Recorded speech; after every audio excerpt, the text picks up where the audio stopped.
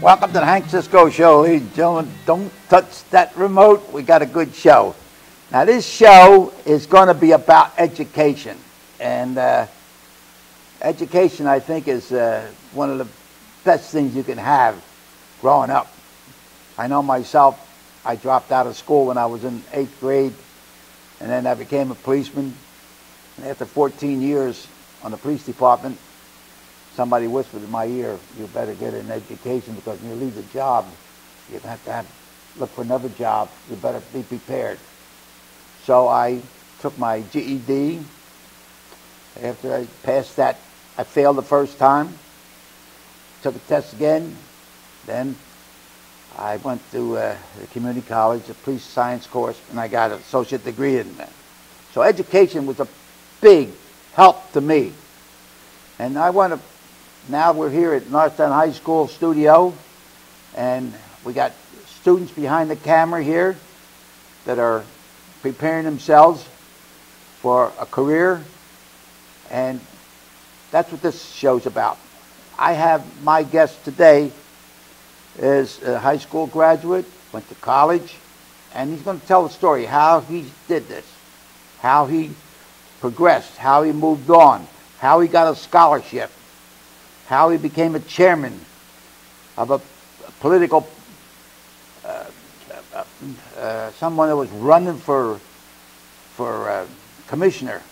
He became the chairman, and that's what we're going to tell you, how it unfolded, and a couple of little surprises.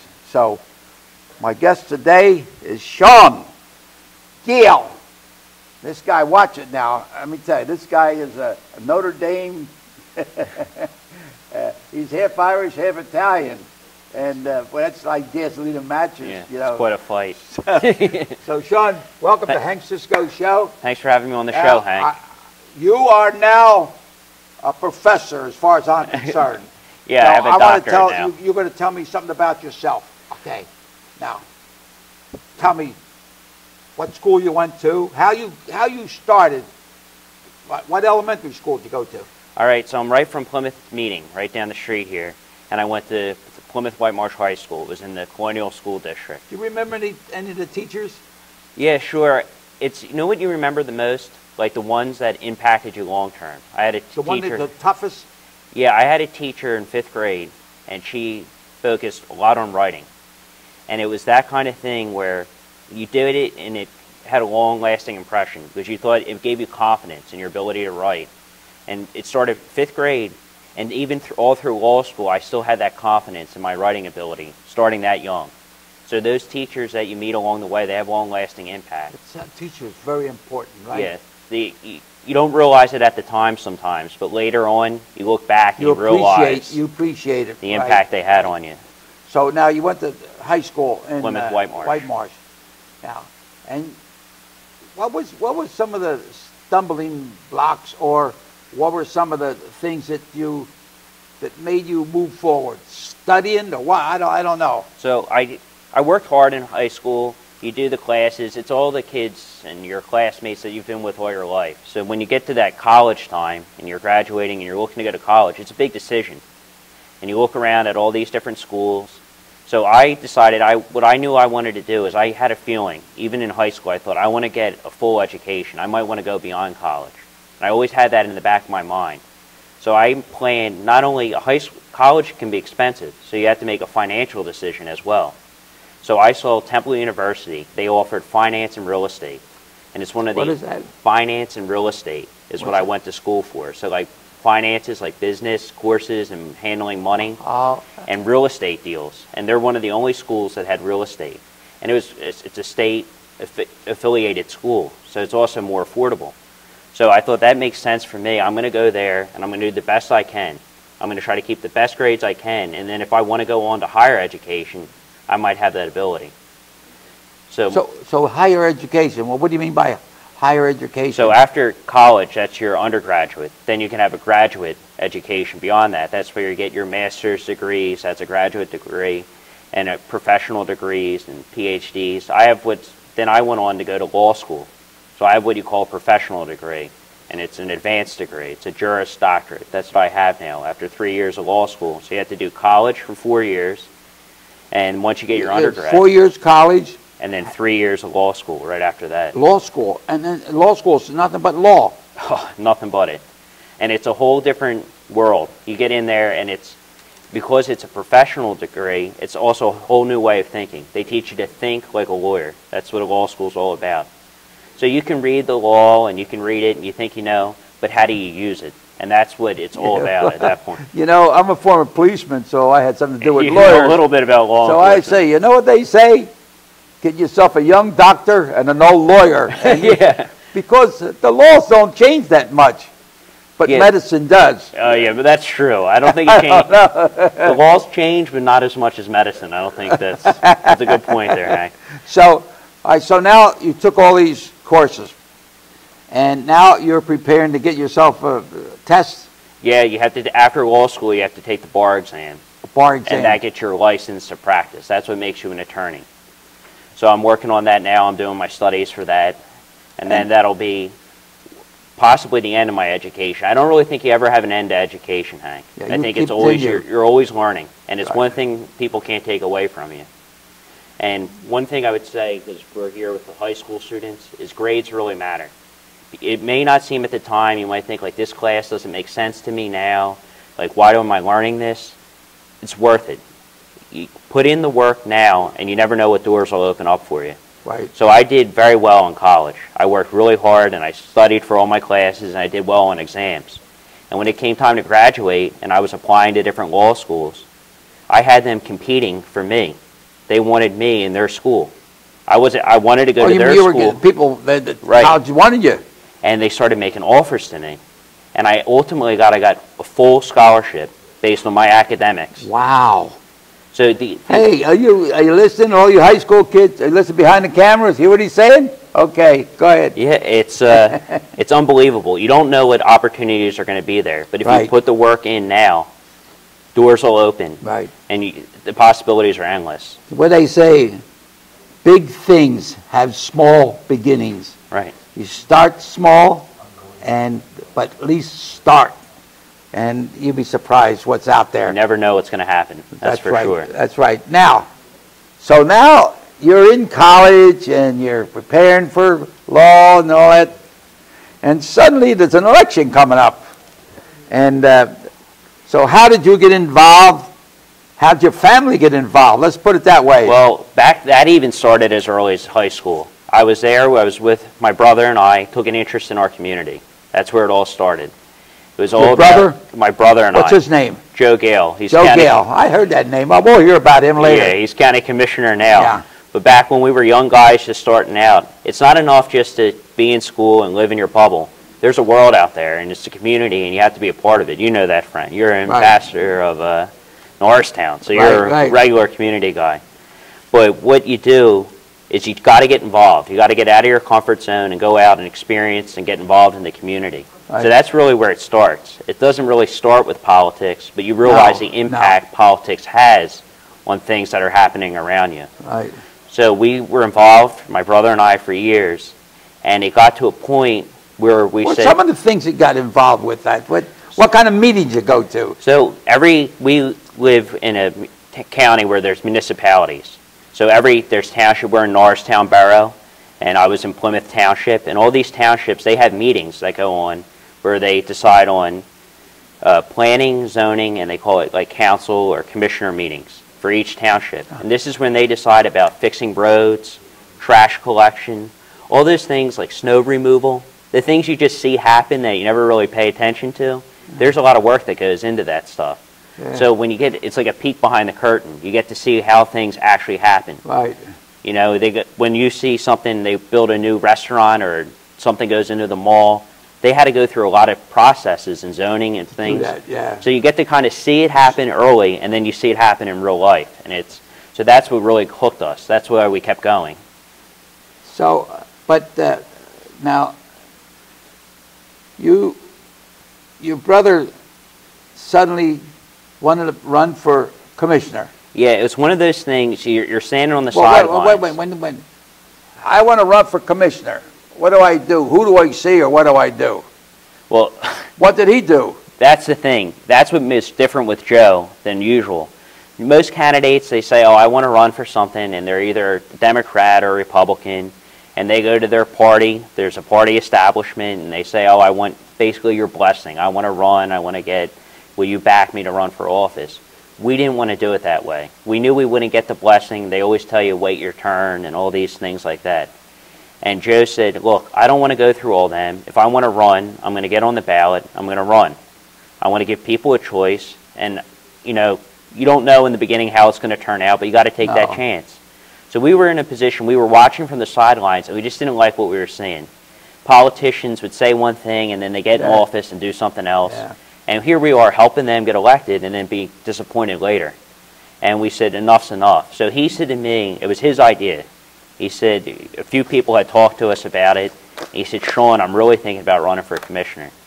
I'm thinking, it sounds like a good idea, but I have no idea. So you start looking at the numbers, you see how many people. We live in a county, it's 500,000 voters. 500,000 voters? In Montgomery County alone. Yeah, but now, that's voters, but then some are Democrats, some are Republicans, some are independent. Right. So yeah, there's about 200,000 Republicans, and then there's more Democrats. I think it's the number's around 240,000, something like that, or 270 it might be. It's around those numbers. So you... and then independents, there's about 80,000. What did he run, independent? He ran as a Republican, but without the backing of the party. So he the party had somebody else. They had their candidates, and he said, well, I'm going to run and give people a choice. So you can pick the ones, the party establishment, they call it, all the party bosses, the guys who run the show and give their endorsement, it's called. So they were backed by the Republican Party, and Joe was a Republican who wasn't backed by the party. He was like this outsider coming in. And you started out as about 5 guys in a room, my brother and I included. And now we have to get... He sounds like Rocky. Talk about it. He's down in the meat store hitting the meat, pow, pow. That's all it is. It's as much taking hits as hitting back. Yeah, St. Anthony helped out a little bit too. Little St. Anthony helps out. But a lot of times, Hank, it all comes down to taking a chance. Because people tell you, this has never been done. Nobody ever ran and beat the party before. And certainly not a 26-year-old. And his 24-year-old campaign manager brother, you know? So it gets to that point where you just say, we're going to do it, and we're going to see what happens. And we're going to do our best. We're going to go out. We're going to meet people. We're going to tell them our plans, what we want to do. And it just grew. What happened is it was like a movement. People said, okay, not only did I meet him and I like him, I'll probably vote for him. I'm going to tell my friend about him. And it's that snowball effect. And you're right. And the more it goes, the bigger it gets. So she tells her friend, they tell their friends. Next thing you know, you have a movement. Now, you can't predict that in the beginning. No. But it's something that happens later on. But, you know, as a campaign manager, there's a question from the audience. It says here, as a campaign manager, what was your most exciting experience? Did you get they didn't fit in your life, did they? No. The most exciting experience was obviously winning. That was the most exciting experience. Winning. What? Winning the election was the most exciting part. Because you're doing something and you're just going and going and going. You don't know what the outcome's going to be. It's one of these things, you think you're doing the right thing, you don't really know, and you just keep pushing. And then election day comes, and then it's like still. You're just counting. It's the voting. You can't do anything else. Can't do nothing 8 o'clock, else. 8 p.m., the polls close, and it's time to count the votes. And that, to me, was the most, there's a relief, but there's like that silence in your head. You're just waiting. It's waiting for that. And when the numbers come in and it says Joe Gale wins unendorsed, it's a major upset. Nobody expected that. The shock. I mean, I was ecstatic for days. I didn't get much sleep. I was going to law school, full-time law student. And you were studying, too. Right, and I had exams. I had exams the week before the election. So I'm studying. I had these big law school exams. And then this came. I was like, sleep, You know, St. nothing. Anthony was over there, too. Here's another one from the audience. How do you get support without party support?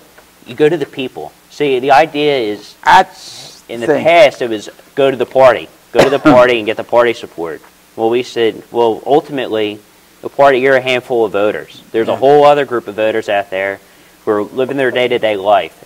But if I make an effort to get to them, reach them, whether it be through, campaign activities like mail and radio and just grassroots, going door to door, talking to people. If I can talk to the average everyday voter, the average person, and talk to them about what our plans are. Ultimately, it was Joe doing it, but I did it as well. And it's a team. Campaigning and politics is a team sport. So sometimes the teams, them, it's the Republicans and the Democrats. But that doesn't mean other people can't play. So we had our own team. And if you can go out there, it's bypass all the rigmarole, all the ideas of this is who you have to, you got to kiss this ring and make deals with this guy and get that endorsed. Yeah. Your vote counts as much as his vote, as much as my vote, as much as the candidate's vote. Everybody's vote counts as for one. And if it's all about adding them up. You get 1, 2, 3, and ultimately you need a couple 100,000 to win. Yeah. But you do it. And that's just how it works. People will tell you all these rules, if this is what you need to do, and it's really not true. No, sometimes. No. Yeah. Well, what was the biggest challenge in your law school? Let's get back to the law school. So law school. What was your biggest challenge? The hardest part is going in there. And what is it? Going in your first year. You walk into class, and you start reading cases written by judges. And you read it, and they call it legalese, right? The legal language. And I'll tell you, it's a whole new language. You're reading, you have no idea. I used to read the same sentence. And I thought, I've read all my life. I didn't think it was English, Hank. You read it, I read the same sentence like 4 times. I said, I have no idea what they're talking about. But over time, so in the beginning, it's rough. The first year is the hardest. Yeah. Because it's all new. You get the feel of it. And then once you start to do it, then by your 3rd year, when you're finishing up, you read it, you know what it says before you get to the period. You start to figure it out. But you read it, a lot of it's Latin. It's tough. So that was, and it's scary. But what you realize is unless they might have some experience, but for the most part, everybody you're around is going through the same thing. Your classmates are reading it, and they have no clue either. But over time, you learn, it's like a new language. It's a new way of thinking. Yeah. And it gets much easier. But when you first get in there, it's overwhelming. Well, besides being a lawyer, what jobs can you get from law school? You say, well, okay, I got a law degree, and I don't want to go in the courtroom. What opportunities are out there for me? I want to start looking what I want to do in the future. And when I go to law school, that law school can help me in what? Almost anything. So if you think about it, Hank, it's hard to think of something that law doesn't impact. If you want to go in business, well, all businesses have laws they have to follow, tax laws, all about it. All things like that. Medicine has laws they have to follow. Even entertainment, you see the celebrities, guys like you on your TV shows, they have entertainment law. Right. There's all things like that, and celebrities. Right. So they have agents that have to help them and get them contracts. That's all law. So it's one of those things that can help you in any aspect of life. Right, and it could be an advisor, and also, I guess, in sports, they have a lawyer. Yeah, they're agents. Make sure you get enough money for each game. Right, all your managers and agents. So you, as a manager, you brought in a guy that now is, we'll say, is Rocky. And, the youngest county commissioner in history. Get that microphone on there, hook him up there. That's right. You got that hook? You want to hook him up there? Yeah. See if he's all right there. The youngest county commissioner. All right, now, ladies and gentlemen, in this corner, weighing 100, Rocky Joe Gale. Hi, good to see you. Okay, all right, thank you for coming here.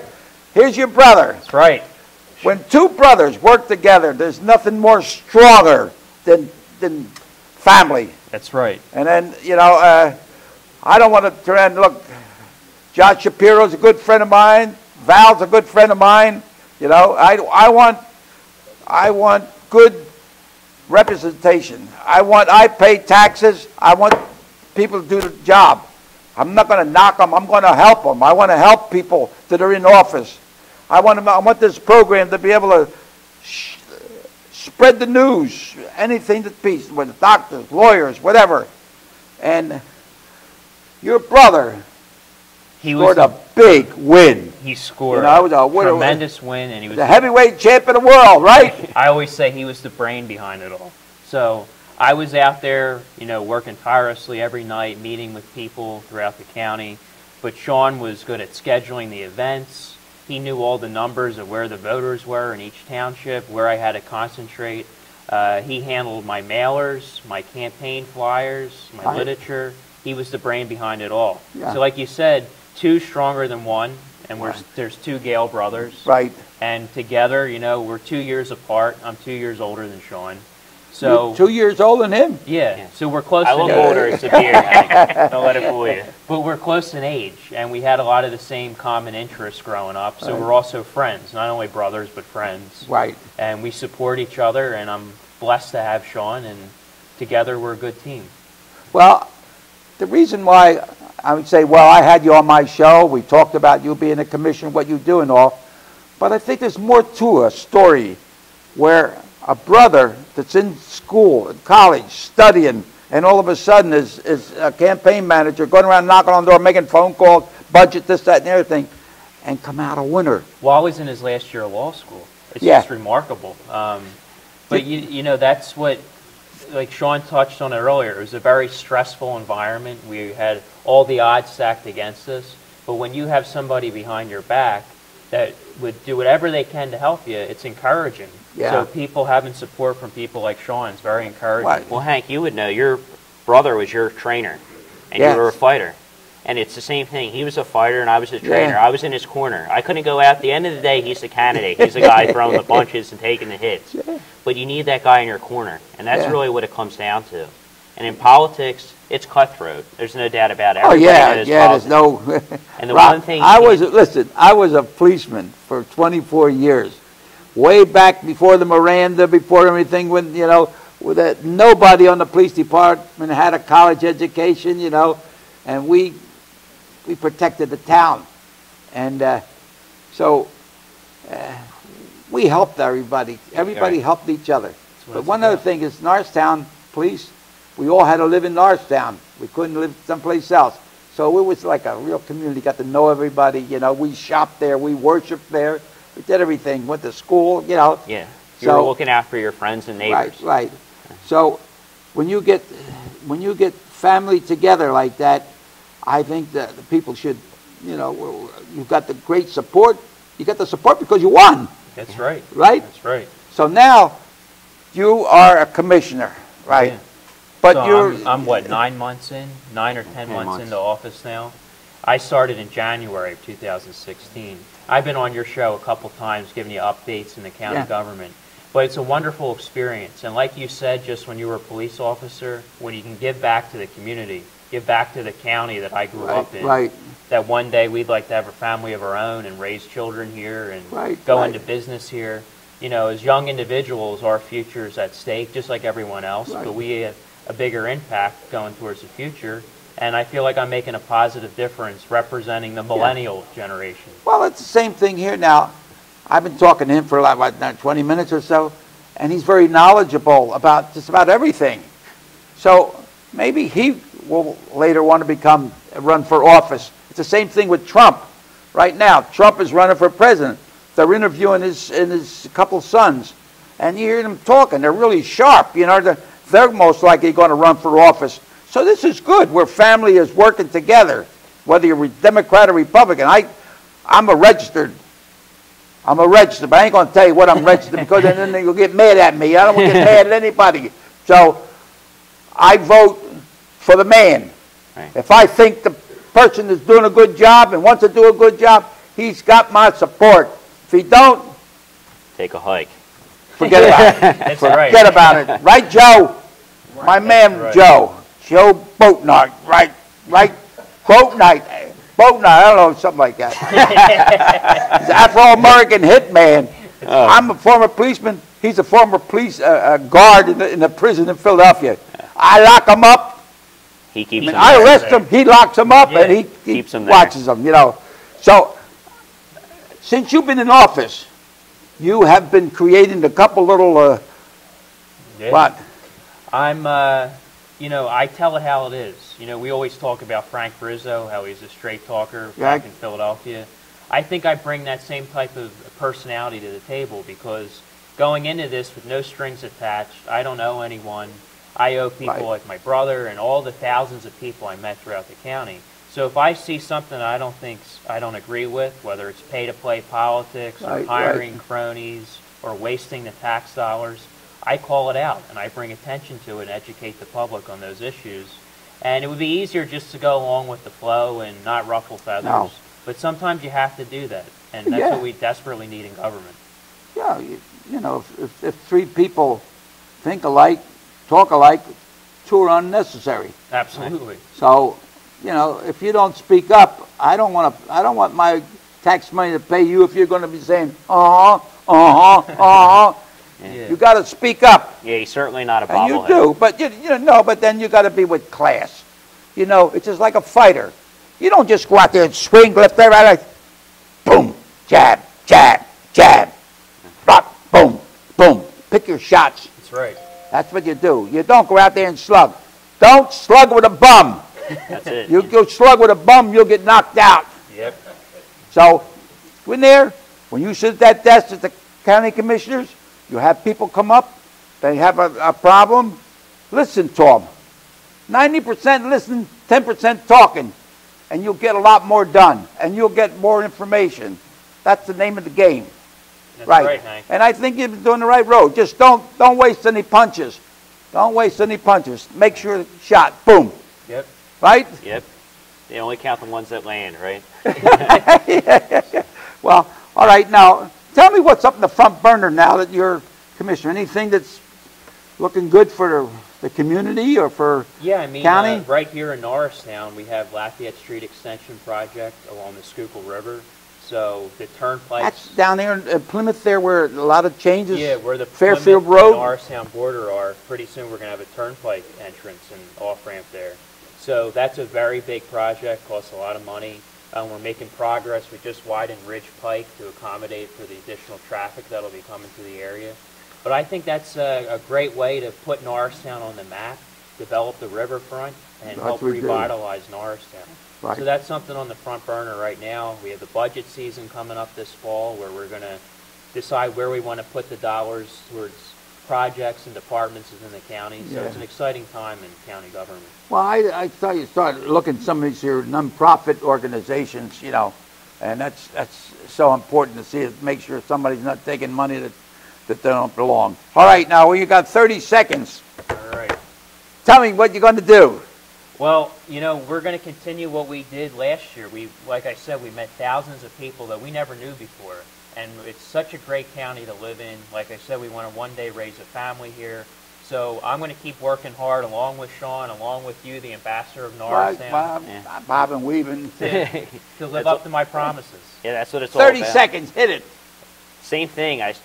I'm going to keep doing what I've always done. It's get involved in the community, do my best, and see what happens. Right. And keep meeting people. You know, coming on shows like this, and meeting you and talking about things, I learn stuff from you, and I learn stuff from everybody I meet. So that's what I always look forward to. Well, I said St.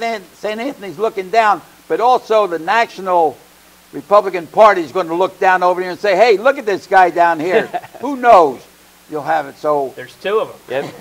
Thanks for having me on the show. Thank you very much. So you go without, both of us drink. That's a little, right? There you go. You drink free water. Yep. This is water. That's not water. Ladies and gentlemen, thanks a lot for allowing us to come into your room, living room, wherever you are.